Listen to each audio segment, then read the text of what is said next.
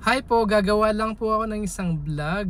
Ang ating iba-vlog ngayon ay tungkol dun po sa gamot na Bactidol Itchy Cough Relief Syrup.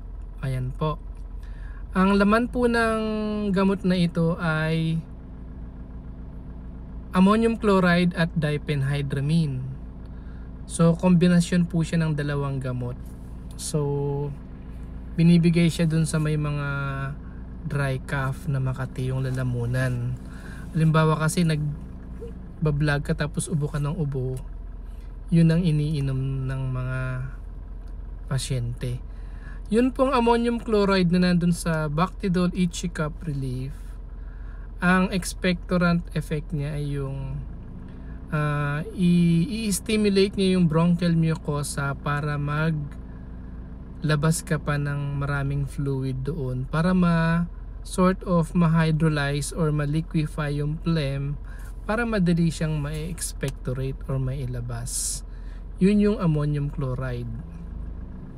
Yun naman pong diphenhydramine na kasama ay it blocks histamine effect. So antihistamine para hindi na lumabas yung mga sipon or itchy secretions dyan sa nose mo, tapos nagpo-post nasal drip na makati.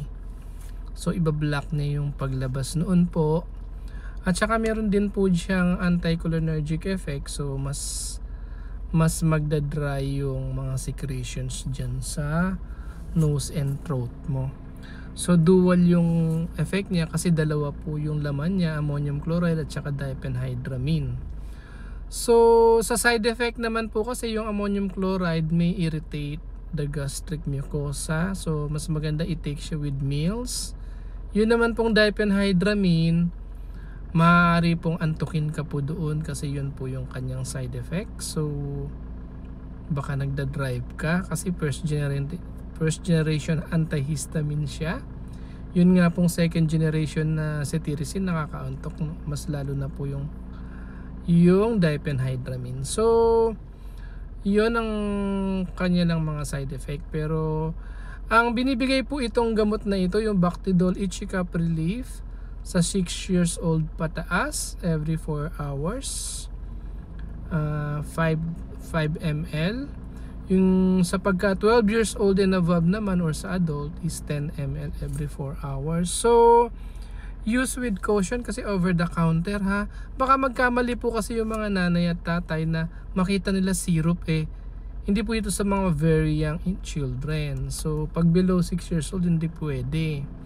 Kahit syrup siya. 6 years old tsaka 6 years old pataas or 12 years old lang po ito ha. Sana po hindi kayo magkamali, baka bumili kayo ng syrup para sa ubo. Ito ay hindi pwede sa mga young children below 6 years old. Ano pa? Yun lang po, thank you.